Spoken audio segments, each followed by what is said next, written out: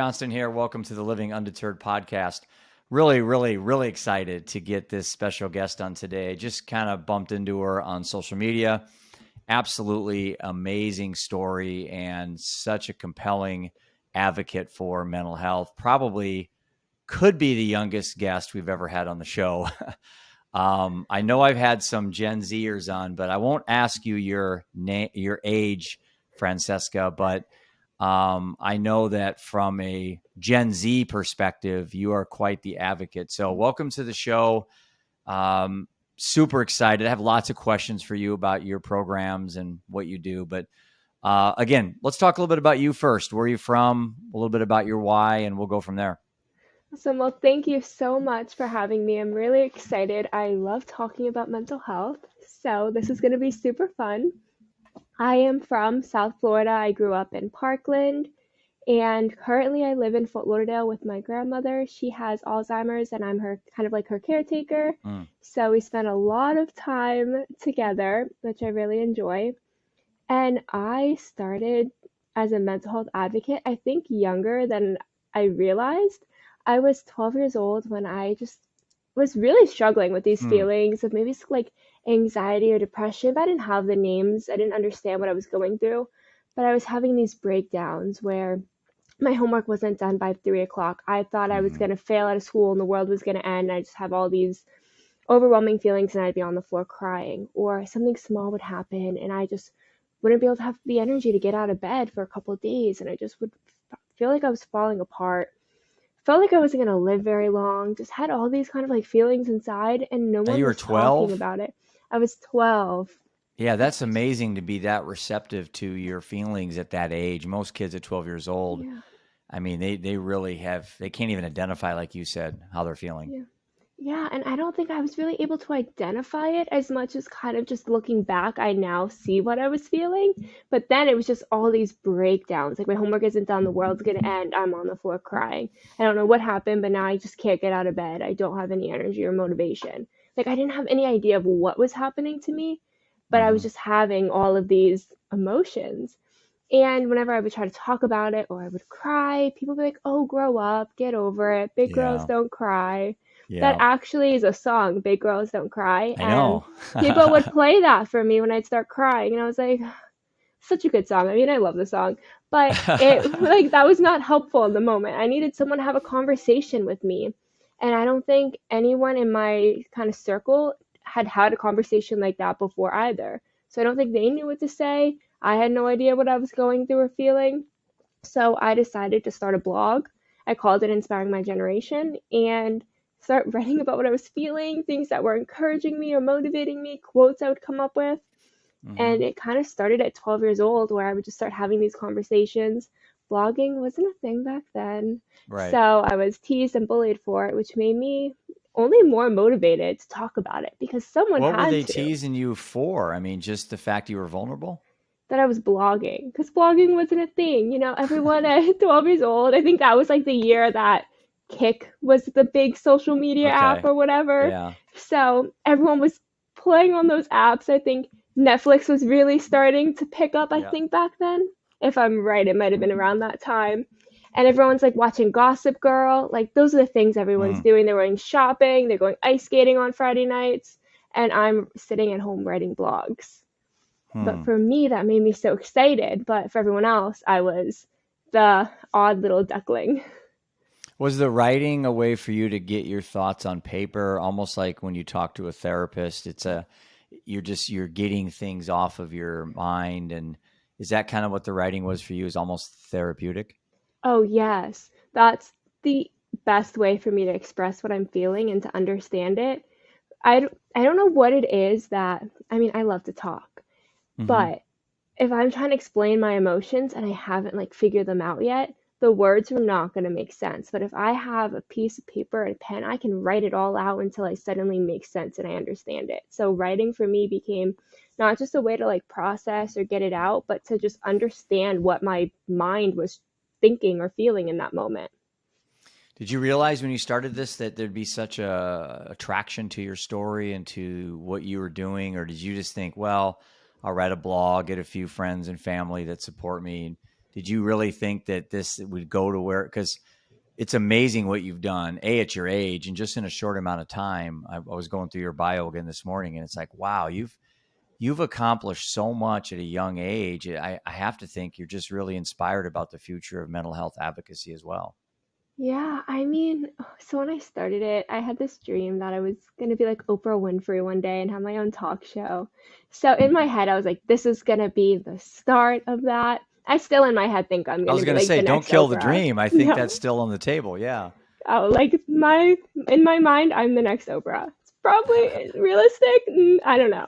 But that's like when I started at 12 years old, that was the end goal, that was the mission, that's what I was heading for. So I always knew it was going to be something. I just didn't know how or what it would be. What's the biggest challenge for your generation? Oh, that's such a loaded question. I mean, there is so much happening in the world right now. I Hmm. think that one of the big challenges is this complete fear Mm, because I mean, a lot of people in my generation grew up being in school where school shootings are happening, and that's like a yeah. normal thing that's happening.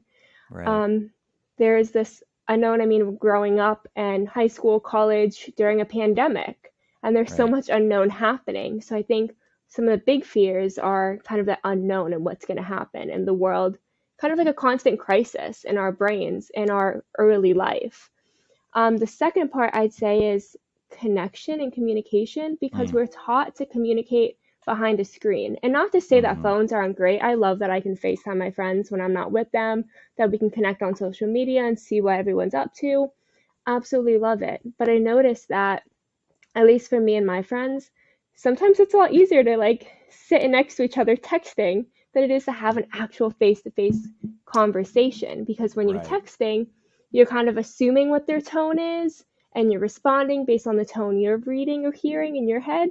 And then when Hmm. you're having a conversation with someone, you see their facial expression. You're like, did they not find that funny? Or wow, they found that funny and I was being serious. Right. So I know for me, it became in the beginning coming out of the pandemic, coming out of not seeing people for a while, like that recommunication of, oh my goodness, I can see someone else's face now and have to Right. actually respond, and they can see my face. So now, how long do I look in their eyes? Like, what's eye contact? What's too much? What's not enough? So I think Yeah. this whole idea of communicating face to face can be quite tricky sometimes. Yeah. And it can be for a generation that grew up not having to look into someone's eye. Yeah. I've noticed a lot of the younger kids that I meet, they're a little more timid. They don't have the eye contact. If they shake your hand, it's hard for them to have that gaze where they're, ready to listen to what you have to say. They're so focused on what I'm thinking about them that they almost kind of cower sometime. And maybe that fear is just something that the fact that they've been in, COVID has been isolating them for a couple of years. There's certainly a huge amount of fear and scarcity in the world. I mean, you can't go very long on Twitter and TikTok or whatever you're on, where you either the algorithms will pull you into a dark place because of one link that you clicked on of somebody fighting. Next thing you know, you're getting links sent to you all day long about people fighting. There's kind of a conspiracy going out there where I think for the younger generations, some of these companies are literally addicting kids. And so, what's your thoughts on the impact of social media when it comes to mental health for Gen Z? And then now, I just found out last week what the name of the generation is behind you guys. It's Generation Alpha. Yeah, I Yeah. just got new to that. So, and that's the next set of kids coming up that are going to have mental health challenges. So, before we move on to another question I have for you, the impact of social media and where are you optimistic that social media can become an ally in mental health for kids and not something that's an issue? Well, I'd say that social media alone isn't one of the biggest issues as much as the lack of conversation happening that a lot of times kids are looking for the answers on social media, Hmm. right? So if someone's not talking to me about what I'm feeling or what I'm going through or about romantic things or just all these different Hmm. pieces and I'm looking on TikTok for the answers, I think Yeah. that's one of the biggest issues is how we're utilizing social media And a lot of times it comes down to looking for answers for questions that we're not comfortable asking other people in our lives sometimes. I think another aspect is the algorithm for sure. If you're following a lot of people who are supermodels and they're walking Hmm. runways, that's the content you're going to see all day. You're not going Right. to see content of an average person living an Yeah. average life. Like most of us out there. Yeah, so it becomes very self-critical. I mean, you obviously going to become self-critical when you're looking at people whose photos are airbrushed to make them look a certain Hmm. way, and then you're comparing yourself to where you're at and how you look when you look in the mirror with no makeup on, right? Yeah. It's hard, and it teaches people, or it kind of conditions us not to love ourselves as we are and to feel like we need those filters that are on our story as options to hide all the little blemishes or pimples that we may have, which is Yeah. all part of being human. It's funny you said the word filter because I was on a podcast yesterday and they were talking about, because everyone that follows our story knows my passion towards Gen Z. Basically, 13 to 26 is really where all the Living Undeterred projects are converging to. And we were talking about, when I was younger, and I know you hear this from every old person, we walked 20 miles in the snow to school, carrying each other on our backs, I mean, everybody had it worse, right? We know that. So you'll be telling your kids the same thing someday, that you had it worse than they did. But the reality is, I do think your generation has it the toughest. I really do. You have to have, and I say you as in your generation, you have to have this unique ability to filter through this ridiculous amount of deep fakes, legitimate news, people that have false agendas, people that are trying to manipulate you into who to vote for, things like that. I didn't grow up with any of this, Fran. I mean, geez, I just had three brothers, and the remote control was me. My dad would say, "Hey, Jeff, go turn the channel." We had three channels. I had 2, 7, and 9, and then cartoons were 30 minutes on Saturday mornings. We didn't have access to all this stuff that the younger generations had, and so we didn't need a filter. I didn't need a filter. We just went outside and played all day. You guys have to now not only do that, because I think nature is a really big part of mental health, especially for young adults, getting outside more. But you guys have to have this ability to look at something and know if it's real or fake, what the agenda is. And now with all the just manipulative um, tools that are out there, it's not easy to show you a video that's completely fake of maybe President Biden or President Trump, doing something that looks very, questionable, and to trick people. And I guess I don't know if that's a question I had more in a comment, but it's like your generation, I think, is the hardest of all time, of any generation, to be, quote, to be a young adult or a teenager. I really do.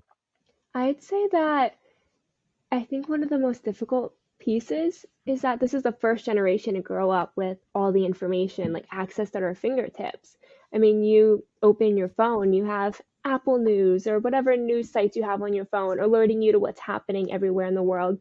Twitter is telling you what's happening everywhere in the world. Right. We're seeing mass shootings happening every day. You open Right. Twitter and someone else was murdered. It's a lot happening all the time. And because no other generation has grown up with that much exposure to information, I think it's just very new. So no one knows how to filter it. What does it mean to Mm-hmm. filter it? How much information should we be able to access at our fingertips? I think these are all questions that we haven't figured out yet because, again, we're the first ones to grow up where social media is a daily part of our lives. It's Right. like our entire lives. We're being taught now that our careers are all focused on how many followers we have or what our brand Yeah. looks like on social media or how we post. So our whole lives are wrapped up in the media and how much we're consuming. And there's not really been enough research to see what that looks like and how we can do better in protecting ourselves. How much information is too much? How much is not enough? What's the difference between being ignorant and being mindful of my own mental health Right. and how much info I can really take in? What's the difference between being super educated and listening to everyone's opinions and half of them being false? Good Right? point. So we don't know where Yeah. any of those lines are yet, and we're all kind of figuring it out together. And as young adults who are just trying to figure out who we are and then trying to figure out what the rest of the world is and what's happening can feel really overwhelming. Yeah. I think it's important. see what you think about this comment. To be able to say no to things, to be able to tune things out, to be able to uh, lessen the amount of toxic, people you follow or videos that you watch. I know for me personally, I can't handle watching the news anymore. I don't follow anything even remotely unless it really interests me from a passion standpoint. I don't need to kill time. I don't need to watch an hour of Fox News just because I'm bored, because all that's going to do is just irritate me and make me upset. So I have learned again to have a filter built in to kind of self assess my mental health. What are some advice you'd give to younger people about trying to self regulate, trying to say, I'm only going to give myself an hour on TikTok a day? Or, I mean, is that even realistic as a goal? Or what do you have to suggest to kids that are on TikTok 7 hours a day that are absolutely addicted? What do you say? How do you get them to maybe look at this differently? I'd say that something people tell us, right, is to like limit it to 1 hour a day. Mm-hmm. I would love to be able to do that. I would love to be able to put my phone away and just only look at it for It's an hard. hour, only open Instagram for an hour. But realistically, our entire lives are centered around talking, communicating with our friends, right? Mm-hmm. Posting online. We're being taught to build ourselves as brands at a young age on social media. So realistically, telling a kid, oh, you can only spend 1 hour a day on this social media site may feel a little difficult, but I'd say to be mindful of how you're feeling. If you notice that suddenly you're starting to feel a little anxious or self critical, judging yourself, questioning yourself, wondering why you're not good enough, all of these insecurities, if you notice any of them coming out or any feelings of just anxiousness or worthlessness, it's time to maybe put down the phone. Whether Mm-hmm. it's just to take a 10-minute break, to breathe, to disconnect, whatever it is that you need, but recognize how you're feeling. Check in with yourself while you're online because, as great as it is, I know I'm constantly checking to see who's messaging me on Instagram so I Mm-hmm. can respond. And I'm constantly checking to see, monitor comments to see, oh, I may need to delete that. That's not appropriate. So I know constantly being on my phone is something that's so important, but also being mindful that up, I've scrolled for too long today. I've looked at too many people's stories. Seeing this person's story really makes me feel so kind of drained because I'm like, why can't I do that? Why can't I cook meals that look like that? Why can't I dress like that? Why don't I look like that? So when I'm Right. noticing those thoughts coming in, that's a good time for me to just put my phone away for a little bit, maybe go for a walk, go play tennis, Mm-hmm. play with my dog, maybe actually get some homework done, just Mm-hmm. do something else, and then get back online when I'm ready to. You mentioned breathing. Breathing is such an important part of this whole process. I know when I get to the point where I'm having a moment where either I think about my son or I'm thinking about my wife, who both passed away in the last 6 years. I have to sometimes catch myself in the middle of whatever I'm doing and just take that deep breath. And like when I talk to kids, I tell them that if you can breathe through your nose, just one good long breath, maybe two. And I say the nose because if you breathe through your nose, you can't talk. And for a lot of kids, they just want to talk their way out of everything. They just want to talk, talk, talk, talk, talk. And if you just take a deep breath, through your nose, you can't talk. And so I got to thinking about that as a scuba diver.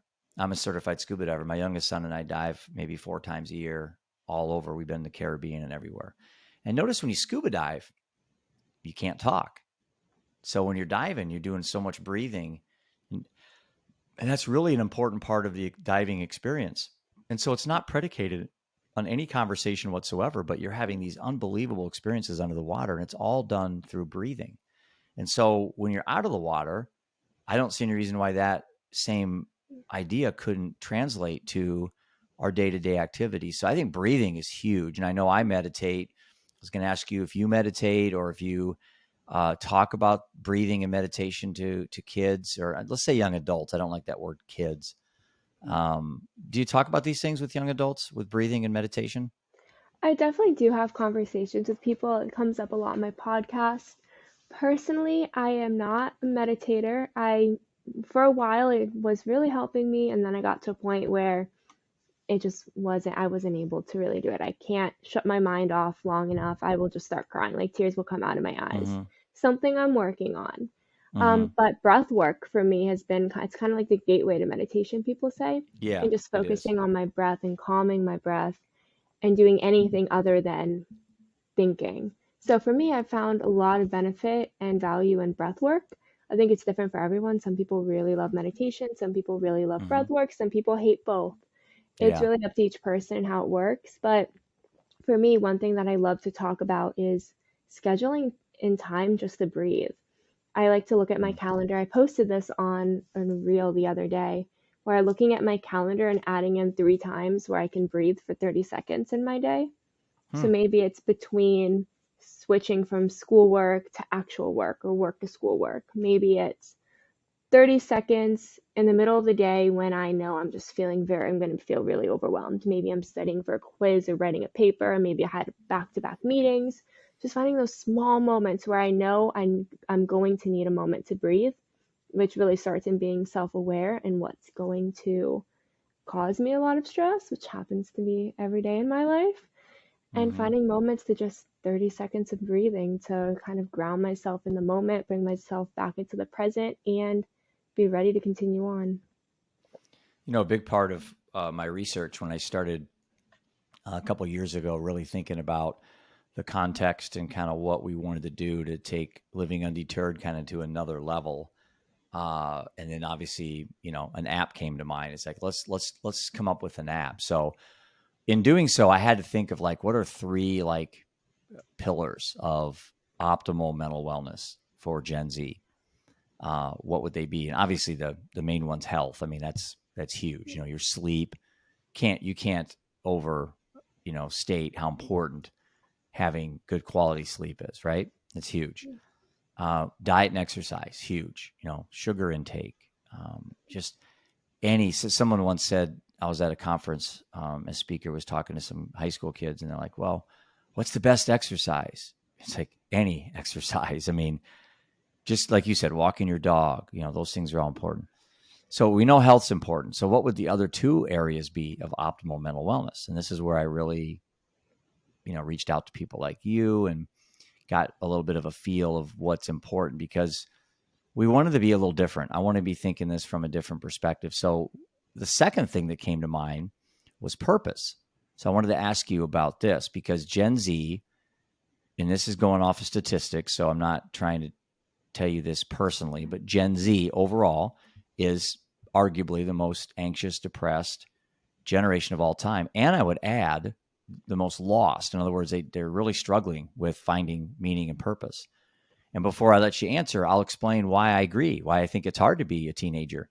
If you look at the job market, if you look at student debt when you graduate, you look at the inflation right now. I mean, to buy a starter apartment for a young adult or even a vehicle, so much more than what it was when I was, younger, and the wages haven't kept up. Normally you would have had increases in your income every year to handle these things. We haven't seen that. And so kids are looking at, geez, the oceans are being depleted. The quality of water is really bad. I mean, plastics are everywhere. We have, climate change.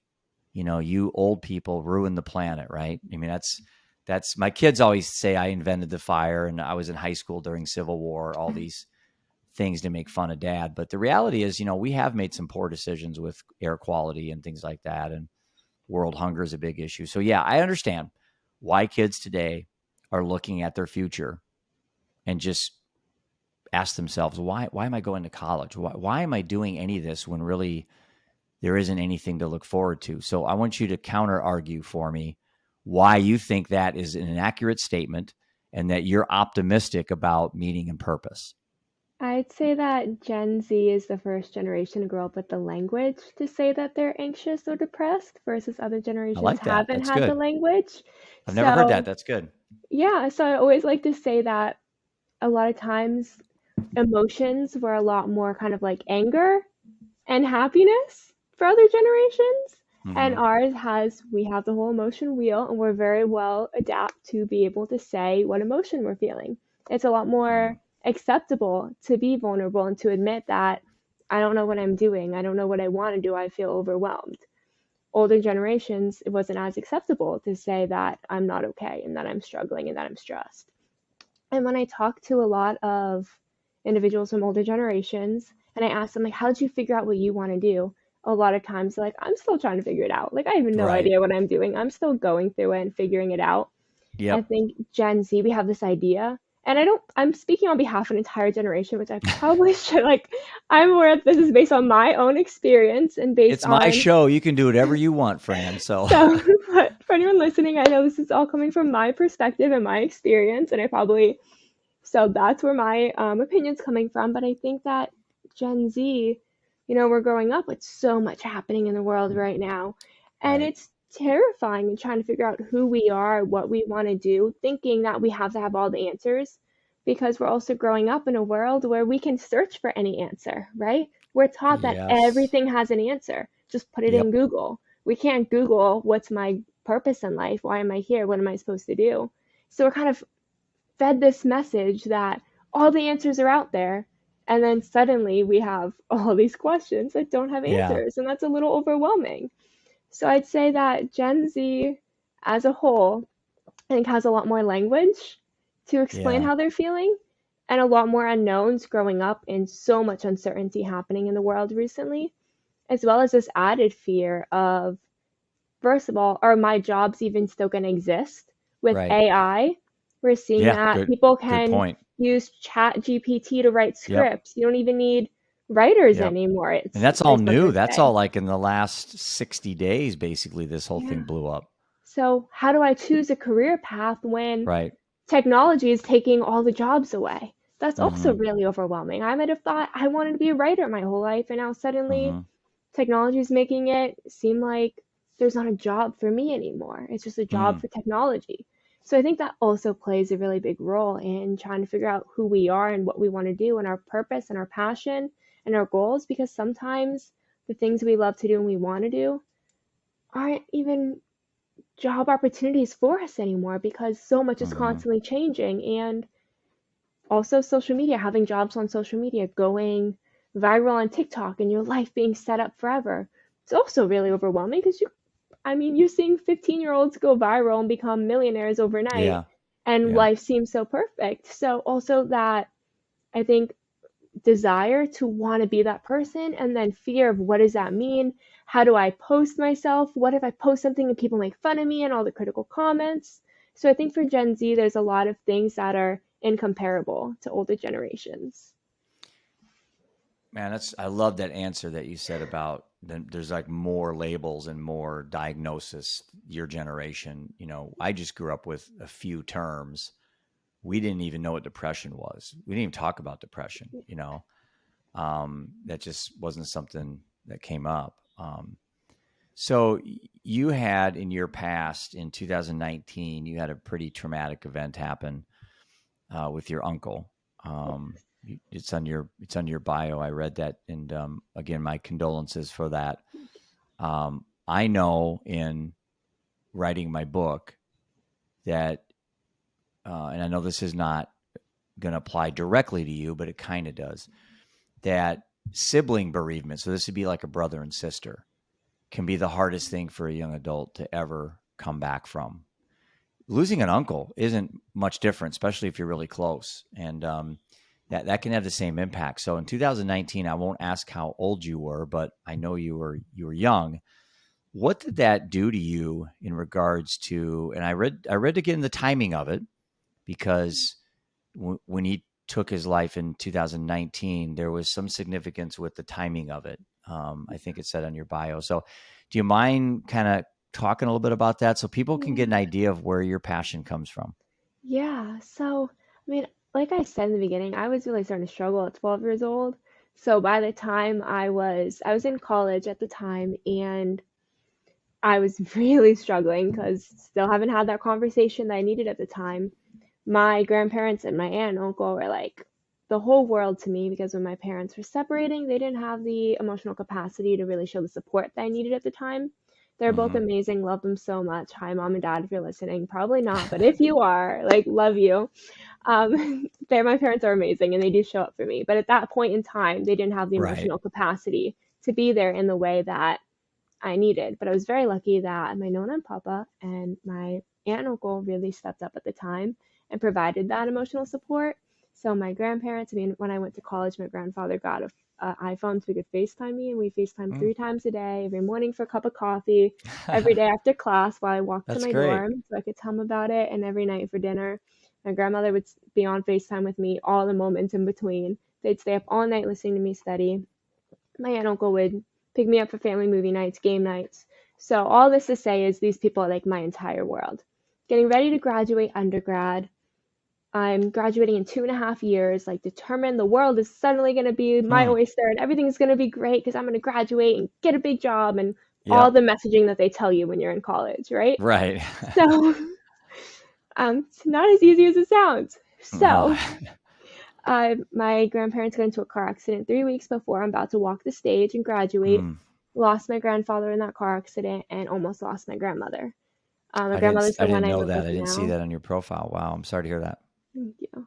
It's tough. So I had no idea how to cope with that. I mean, I didn't Right. know how to grieve. I didn't know self-care. I didn't know that it was Hmm. okay to cry because I was taught big Right. girls don't cry. That's what they kept telling me. Yep. So I didn't know how to take care of myself at all. So by the time Christmas rolled around or Christmas Eve, a day where the three of us would like lay in bed and drink cappuccinos and eat dark Yep. chocolate and watch the Grinch, like that was never going to happen again. No idea how to cope with that. Ended up attempting suicide on Christmas Eve. My uncle was the one who really supported me through it and really helped me, talked to me about mental health, promised to help me get help. We were going to get through this together. 27 days later, he ends his life, and my heart Mm. Mm. shattered because he knew what I was going through. Like Yeah. he really knew when he had that conversation, he wasn't just having a conversation, he was relating to it. He understood and he was there, and I felt so guilty that I didn't see it the Yeah. way he saw it in me. Wow. That's powerful. And in doing this for 6 years, that's kind of when I got thrust into mental health advocacy. Unfortunately, I hear stories like yours too often. 825 Americans every day die from the deaths of despair. That's suicide, alcohol, and overdose. 825, that's just too high, way Yeah. too high. It's too high by 825. It would be wonderful, and I think that's kind of the optimal goal is to get zero suicide, get zero overdose, zero deaths from alcohol. I'm not sure if that's attainable, but what is attainable is one life, two lives, three lives. That is certainly attainable. We know for a fact. Look what your uncle did to impact you. Saved your life. And I've had people in my life that have saved my life that I probably haven't given them enough credit. Uh, so that's the purpose part of the struggle I had is meaning and purpose. So before I leave purpose and kind of go to the next area of what I wanted to talk to you about, how do you recommend kids? I always say that purpose isn't a destination. You just don't one day reach the summit of meaning and purpose. You're always searching. Even me, that I have found a good reason to quit my investment career and do this full time. I kind of found my purpose, but it took me, I'm 57 years old. So it took me age 52 to find my purpose. So think how old you are, and then think of 52. Think of all that block of time in between marriage, kids, successful investment career, traveling the world. I had no purpose, Fran. I was an alcoholic since my junior in high school up until age 52. I also had a compulsive gambling problem for probably 15 years where I was a very bad gambler. And now there was a study that came out today that 6% of all college kids have a gambling problem today because of gambling on their cell phones. So my question to you, it takes a while for me to ask questions. I think you're finding that out. I like to make statements and comments, and then I ask a question. How do we get kids to find meaning and purpose at a very young age? I mean, how do you do it? You found it. I would say for what happened for me was first of all, I loved Oprah and I wanted to be just like her. Like I found someone that I just Have you met her yet? admired. Have you had a chance to meet her yet? No, Oprah, call me. No, I wish. That's like the life Oprah's a good goal. friend, so no, I'm just kidding. I wish she was a good friend. I would name drop for you. So, But so I found someone that I really admired and wanted to be like. And that was one really important piece. The second piece was I read this book called The Greatness Zone by Jay Forty. I hmm, don't remember every piece of it, but I remember the premise of it was the greatness zone's in the middle and it overlaps with what you like to do, what you want to do, and what you're good at. And when you mix hmm, all three of those, you're in your greatness zone. So I hmm, knew from a young age that I really liked to write. I was pretty good at writing. Everyone that would read my stuff loved it. People hmm, always felt impacted by it. And I really wanted to make a difference. So I hmm, was good at doing that through writing. That's what I wanted to do. And then I wanted to speak about it. So I figured out my greatness, and I think I was 12 when I actually read that book, and that's what inspired me to start the blog. So, J40, you're amazing. hmm, But it's all about finding, I think, the people that you admire and why you admire them, what attracts them to you. For Oprah, for me, it was how powerful her voice was, right? When you're hmm. watching Oprah talk, like you're watching Oprah talk, you're not talking over Oprah. You might talk Right. over anyone else in the world, but you do Yeah. not talk over Oprah. You just Right. feel it inside you. Right. And I wanted to be that kind of person. I wanted to have that kind of impact.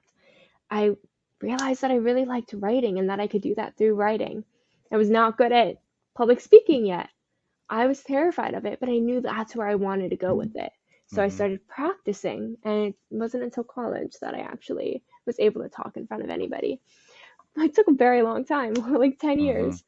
But finding those pieces of what makes you happy, what you enjoy doing, what you like to do, what you want to do, what you're good at, and finding those qualities in other people that you admire and putting it together, I think helps you find a passion and a purpose, but also a direction with it. Because if you see those traits in other people that you want or that you have, you kind of see what they're doing and you can kind of Hmm. pull from there because it's hard to just figure it out. I mean, I don't know what 12-year-olds like, I want a talk show. I want to like change the world. No, it was because of that power and connection I felt to Oprah. And I was like, that's what I want to do.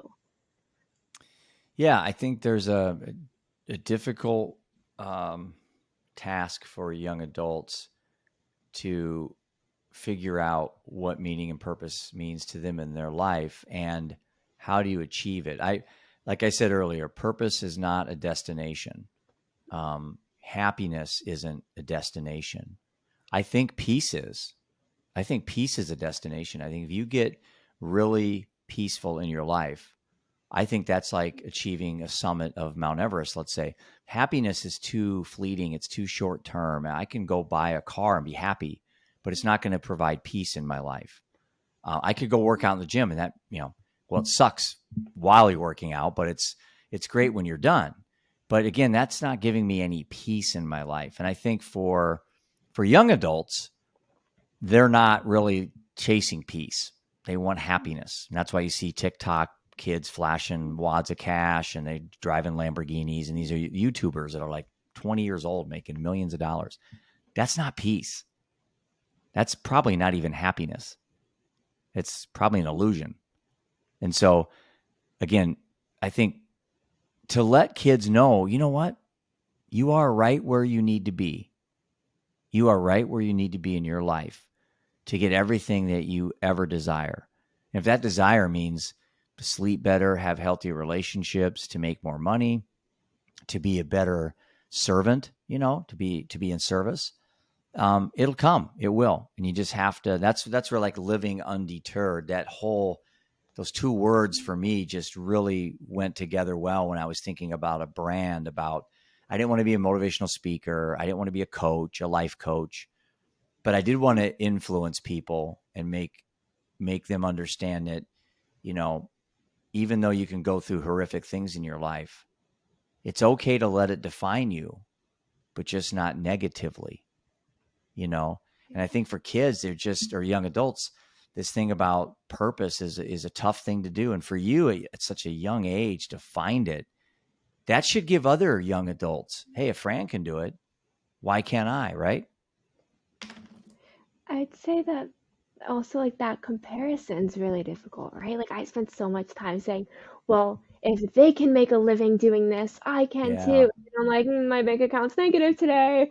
Why am I not good enough? I've Right? been there. I've been there. I built a business up since I was 23, so I've had plenty of negative days in the bank account. Yeah, so I think that it's all about accepting like individuality and that your journey is different and that it's okay and it's okay to not know. It's okay to go after something and fail and try again or to leave that behind and try something else. All of it's Yeah. okay. There's this idea that you have to just never give up and keep going and doing the same thing over and over again and just keep trying and one day it's going to work. But if you keep trying and it's not working and you just don't find that passion anymore, it's okay to shift gears. It's okay to be like, you know what, this isn't right for me, or let me come back to this later, or Yeah. maybe I need to reinvent the wheel somehow. It doesn't have to be the first idea you have in your head, it doesn't have to be every single thing and the only thing you do, right? Because my idea in my head was, I want a talk show like Oprah. And I was like, no one's giving me a talk show. I, Like, I think why I is no think one you're gonna offering meet it? I think you're gonna meet Oprah pretty soon. Oh, As much as you talk about it. I I, bet you have it on your 2 or 3 person bucket list, like who I oh, have to the meet. top. It's Oprah, Oprah, Oprah. Oprah's the top person.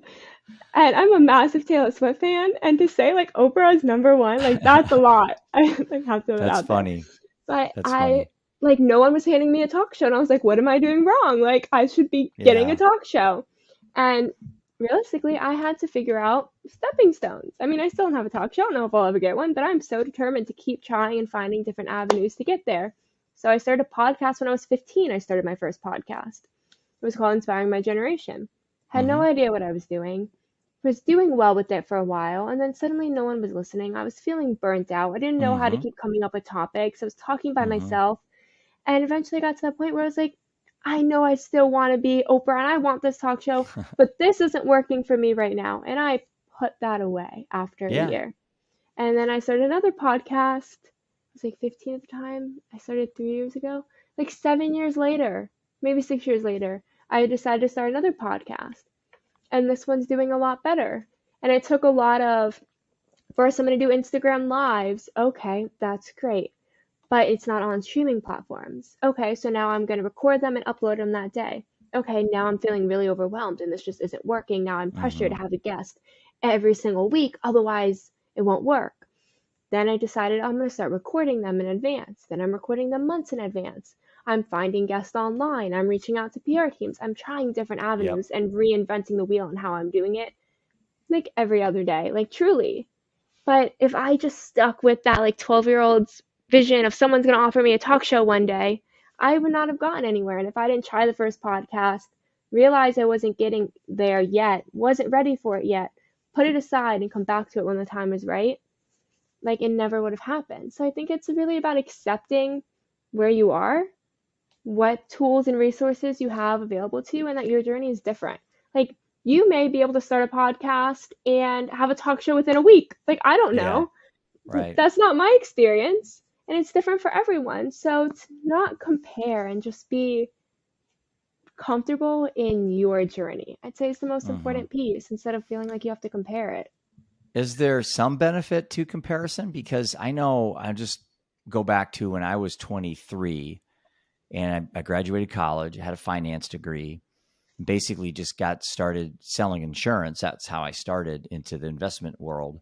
But I would look at other financial advisors in my hometown and I would say, man, I want to beat that guy or gal. I want to be better than that person. I want to have my face on a billboard. I want to have a TV show, which we did do. We did TV show for about 5 years in town here.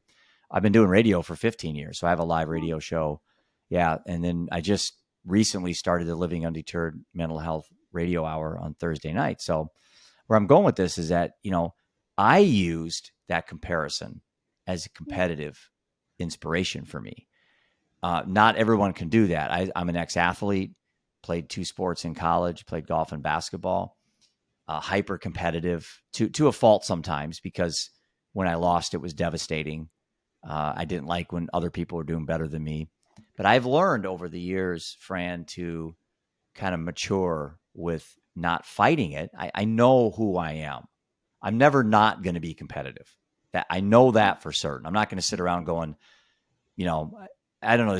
There's something about that competitiveness that I like to compare myself with other people. But now I got it where it's a positive thing. When I was younger, it kept me up at night. It was negative. I drank alcohol, probably to hide from a lot of my insecurities. So how do you do that to kind of use some comparison, which can be good, but not get overwhelmed with imposter syndrome or feel like I'm never going to be as good as Fran. Fran and Oprah are doing a talk show. I'm never going to be that good. So I get all depressed. I mean, what's the fine line there? How do you motivate kids to go ahead and stay competitive, but don't let it become overwhelming where it causes you to be depressed or anxious? That's such a great question because this is something I've been working on a lot lately because I'm very competitive. I have to Yeah, win. And right. anyone who's ever played a game with me knows that the game doesn't stop till I win. And the And easiest I don't want way, you to ever take that away from you, though. That's the yeah, thing. I love that competitiveness because that's yeah, why you are where you're at right now in your life. yeah, I agree. And I think that I've learned to reframe it. So the only Hmm. person I'm actually actively competing against is me yesterday. Where I was yesterday is the only person I'm competing against, or maybe the person I was a year ago or 3 years ago. I'm competing against older versions of myself to grow and to Hmm. learn. But I am comparing myself in a way to Oprah to see what qualities and traits she has. What do I have? How can I learn from her So you compete with yourself, but you compare to learn with and grow with other others? people. I like Yeah, that. That's good. Compete with yourself, compare yourself to others to learn and grow, not to feel yeah, insecure. yeah. Do you know much about Stoicism? I do not. Okay, well, you do indirectly because you talked about reframing. That's a big emphasis of Stoic philosophy. This is the ancient Greeks thousands of years ago. Marcus Aurelius, Epictetus, Seneca. These are all famous Stoics. I learned Stoicism in college, and one of the core. It's probably arguably the most like optimistic philosophy ever, almost to a fault. Almost like they're too uh, robotic. Okay. But if you did go back and you looked at Stoicism, Stoicism, and you would look at some of the key tenets of Stoicism, reframing that you just said is probably the big thing I took from Stoicism. I think reframing to me has literally saved my life. Being able to look at something like death as an opportunity to become a better man, not a bitter man. So I could sit around and say, "Oh, fentanyl took my son, and now I'm just angry and bitter and frustrated, and death punishes me, and I must have done something wrong, or maybe I was a bad husband. That's why my wife's no longer here." And I learned to just say, "Okay, death came into my life twice in the last 5 years. Took two people that I care about. What's my choice, right? What am I going down the bitter road of being a victim and drink and just my life falls apart and then maybe I take my life at 55? Or do I stay on the better road, which is hard work? The bitter road is easy. That's the road of least resistance. To just drink every day, that's easy, right? To just eat pizza every day, that's easy. The road of least resistance is where most humans are attracted to. That's just DNA in humans. But the better road is where we want to be on. That's hard work. That's discipline, routine, all the habits that go, they say so many days it takes to build a habit. So I think that reframing, when you said that, I wanted to jump on that because I think you'd be really one interest. I think Stoicism would be interesting for you to just research it, maybe Google it. Um, but a lot of real famous athletes and people that are motivational speakers will constantly quote the great Stoics of philosophy. Okay, so we got a few minutes. I want to ask you another question. Um, so you developed a workbook Yes. called Self Care, and I think you just launched your fourth, right? Yes. Okay. I love the name self-care because self-care is everything. Um, I took shortcuts in my self-care the Christmas after my wife died. My wife died on June 29th, 2021 from alcoholism. And I didn't take self-care very well. Uh, I didn't start drinking or anything, but I had a really tough time with it. It hit me differently than losing my son. I almost felt like I let her down a little more than I let Seth down. So I had a tremendous amount of guilt. But I had a hiccup that Christmas where, and people that follow me know this, and we have trigger warnings on the show. But I I had a gun to my head 2 years ago, which is hard for people to understand because they say, "Well, Jeff, you wrote a book, you did a podcast, you did all these things. How could you, you're Mr. Living Undeterred, right?" So, but what happened, Fran, is that I took shortcuts in my self-care. I stopped the meditation, I stopped working out. I kind of got lured back into toxic things. And then when I started going through memories of my son and my wife, I just I just didn't want to deal with it anymore.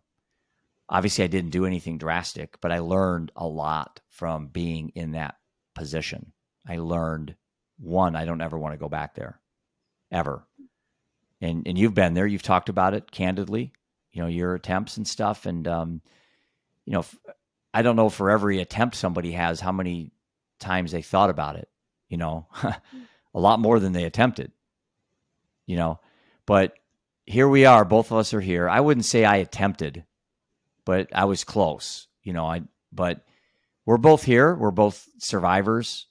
And what do you say to somebody that is in the depths of despair right now, Fran, like you and I have been before, and many others watching and listening? What do you say to them, to just that one thing to get them to hold on to hope, to give them another day, another chance? That's such a great question. I'd say I actually get to do this all the time with my encouragement cards. I have to pick my favorite message. I'd say that whatever you're feeling right now is so valid. Like, whatever you're feeling, like, you have every single right to feel that way. You Mm-hmm. genuinely do. But you don't have to feel this way. Mm-hmm. It will one day get better. It won't be easy. It won't be Right. immediately. It may take a very long time, but it will get better. And you're going to look back on this moment and be so proud that you just kept going. Hold on to Mm-hmm. hope. Take it one step at a time. Remember that you are not alone. Like, you are not alone in this. You do not have to go through this alone. There are so many people who maybe you can't find someone in your immediate circle right now to reach out to. You don't know who you Mm-hmm. would. But there's so many people out there who've been where you are and who value you, may not know you exist, but love and value and cherish you so much. You are not alone in this. It's going to get easier one day. Won't be a while, but it will get easier Mm-hmm. and you will get through this. Don't be afraid to reach out. Don't be afraid to reach out, whether it's through social media and reaching out to different organizations for resources and support, whether it's calling a crisis hotline or warm line or text line, whether it's reaching out to a friend or a loved one, to a hospital, to whatever resources are at your disposal. Don't be afraid to reach out. You deserve to feel supported. You deserve to feel loved. You are supported, and you're going to get through this.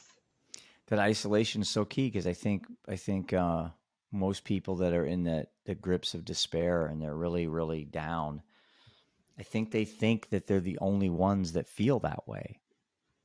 And like you said, we're not in a canoe paddling upstream against the current of life. We are in a large 8 billion seating boat, paddling together. We're still fighting upstream many times for the most part, but I think there's something to say sometimes at just taking the canoe out of the water, sitting down in your boat and just letting it go down the stream, right? Instead of trying to fight things all the time, just maybe try to find that zone, right? Or the flow they call it now, you know. Yeah, I agree. And I think for me, one thing that really helped was just knowing that other people had been there and gotten through it. Or maybe they're Hmm. still getting through it, but they're still Yeah. here, they're still alive, they're still trying, they're still putting one foot in front of the other, or they're just taking it day by day or moment by moment, breath by breath. They're just doing Hmm. something, and other people are in this and they're still going. Maybe, just maybe, I can too. Maybe I will get through it. Hmm. Just that hope of maybe, I think for me was really helpful. As well as also just having a person in my life who just hugged me and said, "You're not alone." Like that also, I'd say is Yeah. one of the most valuable things was that hug. How important is giving back and being in service and doing things for other people without an expectation that almost sometimes can be anonymous? I mean, you're on the street, you see a homeless person, maybe you go in and buy them food and give it to them, and then just you don't have to take a photo and put it on Instagram. You don't have to go tell all your friends you did it. Just do something like that anonymously. I do things like that, and it makes me feel so good. And I think there's something about helping others that helps you, I agree. I think that it gives you a lot of kind of like purpose to right? be like, I'm helping someone else. Mm-hmm. Someone else's life is a little bit better because of me. I think that often really, really does help. I think it also just feels nice to do something good. Mm-hmm. It feels nice when you feel like everything around you is so dark to be able to offer light to someone else. So I'd say Mm-hmm. that it's always easy to find how you want to volunteer, or how you want to give back, or in what way it means something to you.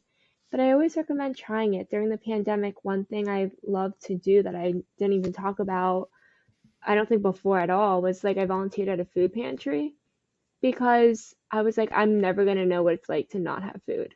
Like Mm-hmm. I'm most likely, based on the family I was born into and the situations that I've been given and where I'm at in life, I will probably never know what it's like to not have food. But there's so many people out there who can't like Mm-hmm. afford a meal right now, who can't get to a grocery store, who just don't have any money to get food. Like, and that broke my heart. So I went and volunteered at a food pantry because it was something I couldn't relate to, but I knew I wanted to be part of some kind of solution. So I think finding small things that make you feel Mm-hmm. needed and important. Maybe I can't relate to someone else's situation, but maybe I can be part of a solution so that they don't have to experience it anymore either. And for me, I think that helped find a lot of meaning and purpose when I've been so lucky and privileged to have never had to experience so many things. Yeah, that's so true because one of the things that we decided to do with our app coming up is to have three bite-sized chewable action items that we can suggest for our users, and one in each of the three categories, which our categories are health, wealth, and purpose.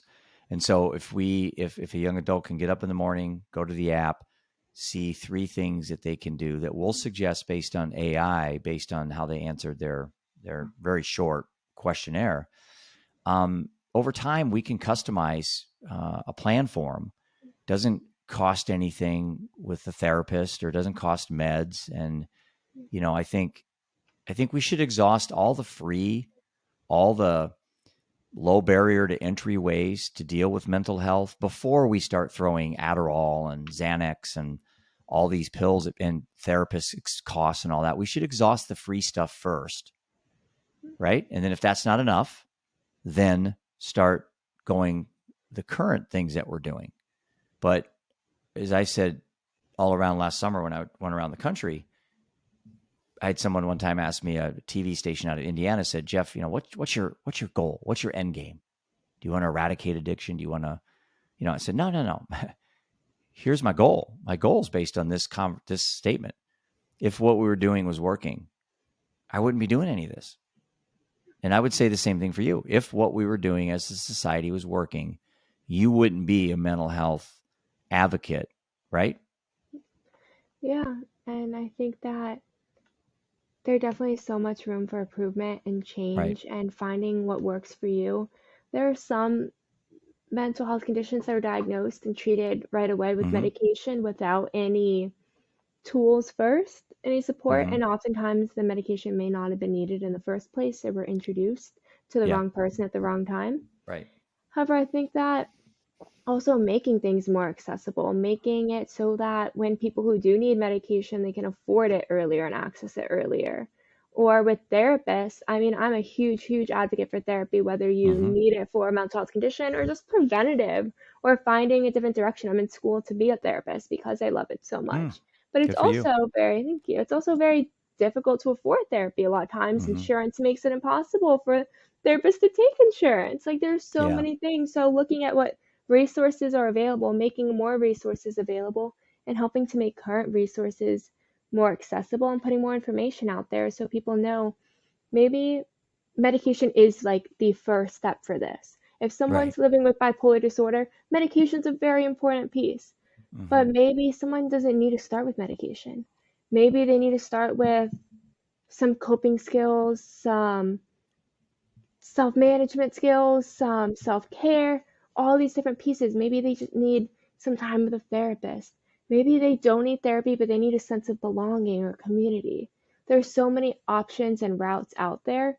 So, putting more information out there on what's available to you, I think, is definitely something that I admire that all of us are doing. Yeah, I like that comment because, you got to be, I say we, you and I as advocates had to be a little careful. I'm not a doctor. My dad was a doctor, so I grew up in a doctor family. I had many clients when I was an investment advisor that were doctors, but I'm not a doctor. I have my opinion on something like Adderall just because my son Seth was given Adderall at 16, and that really started his downfall. He maybe Adderall was a good option for Seth, but it was the first option that was given. We went to a therapist. That's the very first thing they did after a 30-minute consultation was to give my son watered down meth. That's what Adderall is. Just Google it. It's basically watered down methamphetamines. It's speed. And so, you know, I looked at that and I did like most people is I made an assumption based on a lived experience, right? Most of our opinions are based on what happened to us, right? Become an advocate, I wouldn't have cared at all about fentanyl until my son died of it. And all of a sudden now I'm interested in fentanyl. And that's kind of how it works. So, going back to providing an opportunity for, young adults to see life from a different perspective. I guess I'll ask you this as we end the show, because that was a fast hour. I mean, normally it doesn't go this fast. That means we had a good conversation. 'Cause I know a lot of people are going to benefit from hearing, I mean, you're younger, I'm older. We both have a similar passion with regards to helping people. I come from a different lens set. You come from a different lens set. But the reality is, if we can get these generations to work together, then I think Generation Z and Generation Alpha will have more arrows in the quiver to deal with the inevitable pain and suffering that comes with being human being, right? Yeah, I We're not agree. robots. We're not cyborgs. We're humans. Yeah, and life is a beautiful mess. It is. It's wonderful chaos. Yeah. So what's next for you? What do you have? I mean, I know you're going to have a talk show with Oprah, so you can't go down that road. Um, I'll try to see if I know anybody that knows Oprah and set that up for you. But what's next for you for your advocacy? Oh, I'm figuring that out, but I'm currently growing, inspiring my generation more and more, and putting out more workbooks. I just published my fourth one, in development for ideas for my fifth one. I've got some ideas, so working on figuring that out. Starting to host more workshops, trying to make them as accessible as possible, doing free national virtual workshops with the Peer Support Coalition to offer these tools and resources like how to be an advocate and mentor, right? How to have a mental health conversation with someone else, how to support them, or how to reach out for help. Trying to make more conversations and pieces available, as well as I'd love to get more involved in advocacy on a kind of like federal level and state level and get involved in Mm-hmm. legislation. So I'm currently exploring what that means and how to do that. And I hope to continue to put more encouragement cards out there, put more workbooks out there, turn that podcast into a talk show one day. Hmm. and hopefully get involved in changing some legislation so that more people can access the support that they need. I think that's admirable, and I don't have any doubt that you will not achieve your goals. I think you will, but I also, in the short amount of time I've known you, I know you'll always be evolving. You'll set a goal, achieve it, move on, and that's one of the beauty about advocacy and uh, what we're doing is that there really isn't. I don't have an end game, right? I don't have like a one day wake up saying, okay, I did it. I wanted to be a mental health advocate and here I am. It doesn't work that way. Lots of ups and downs. I'm like you. I'm always trying to think of what's the most impactful thing I can do today to change a life. And okay, so how do people reach you? And if someone wants to get you as a guest on their show, if they want to hire you as a speaker, if they want to collaborate with you, what's the easiest way to reach you, Fran? Yeah, you can send me an email, Francesca, Francesca, at inspiringmygeneration.org. And we'll have all your contact information, all the platforms that you're on, as a link when this posts. But I really appreciate you coming to the Living Undeterred podcast today. This has been enlightening. I need to have more younger guests on. I'd be honest with you, because I need to be meeting Gen Z where they're at, right? I mean, I'm the last year of the baby boomers, so I'm way out there. And for me to design programs to help young adults, I need to be working with the young adults, right? I mean, that sounds like common sense. I think our two generations can do a lot of good together. I think that tidal wave of a third of the world's population that's coming, and then the generation behind them, the really young kids, that's our future. That's why I work hard to protect, protect what we have so you guys and gals can inherit what I inherited from my grandpa and my grandparents. I mean, every generation wants to pass that on. But if you guys are an absolute train wreck and you're depressed and anxious and not happy, then it doesn't matter what I leave you, right? So, I think there's so many moving parts with this mental health that my generation owes it to your generation to have the systems and the processes in place for those young adults that are interested in bettering their mental wellness. We need to have it, right? You guys are the first generation of all time to have mental wellness as your number one New Year's resolution. Think about that. That's incredible. And I It's think that awesome. it is. And I think that there's a seat at the table for everyone. And if we all sit together, listen to each other, work together, grow, collaborate, learn, we will make an impact and hopefully see a brighter tomorrow. I bet your parents are awful proud of you. Depends on the day. No, I'm just kidding. Do you have brothers and sisters? I do. I have a younger brother. He's my favorite person in the world. He's also like the most adorably annoying person that I know. But I love him Brothers will so do that to much. you. Yeah, I texted him like 10 times today. I'm like, play tennis with me, and he didn't answer. So right now, is he my favorite person? But overall, he Do you is. have a pet? I do. I have a dog. Her name's Tiffany. She is my best friend in the entire world, and I Aren't love they her. though? Yeah, Yeah. I have two dogs, Camus, who's my older lab, and then Ryder, who's our my Vishla. I call him a squirrel on crack, and I mean that as a joke because when a storm comes, he just eats. He'll eat anything in his way. And I feel bad for him because he's just like if there was a mental health challenge for dogs, it would be my dog. Um, he just doesn't understand anything about the loud noises and stuff. But why I asked you about pets is pets are so important to mental health. My lab, Camus, and I'm not lying, but if I have a moment and I'm in my studio and I start crying, which I do frequently, really intense moments, I can hear him coming down the stairs and he'll pry open my door and he'll come over and put his lap or put his head right on my lap. And I'll actually have to push him away because, I want to cry. I want to do my thing. And my dog's like trying to love me. And I'm like, no, Camus, give me some space. But I will say that there's something about animals that are so comforting in moments of despair. And it seems like Tiffany provides you that outlet for you. Oh, absolutely. She's right here next to me. She's always with me. If I'm crying, she comes and licks my tears away and then curls up next to me and just Yep. lets me hold her and cry. I don't know how I would do life without her. I adopted her when I was going to college and living, or when I was going to live alone for the first time in college. I was like, Okay. I was not ready to like be completely alone. I was like, I need a dog. So I was very, very lucky that my dad brought me Tiffany What and kind of dog is it? a Or sheepoo. she a sheepoo? Yes, and she's What so are cute. they, big, small, or No, she's like 11 pounds. She's oh, tiny. She's adorable. My those are whole cute. world. Yeah, and she's the best. She gets me through those tough moments. Well, I know you're going to get a lot of people through tough moments. Thank You already have today. It's been great to talk to you.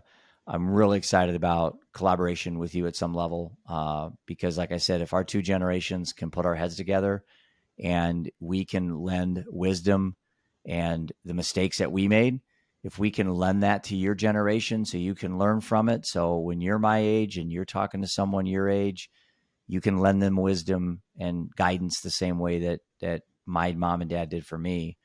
But I want to congratulate you again for what you're doing. I think you're an inspiration. We need more mental health warriors out there at all ages. So again, thank you very much, Francesca. Really an honor to meet you, and I appreciate you being on the Living Undeterred podcast. Thank you. Thank you so much for having me, and thank you for creating this space and starting these conversations and being so vulnerable and brave. You are changing the world. Well, we have a lot of work ahead of us, but one day at a time, right? One day at a time. All right. Thank you, Fran. Take care.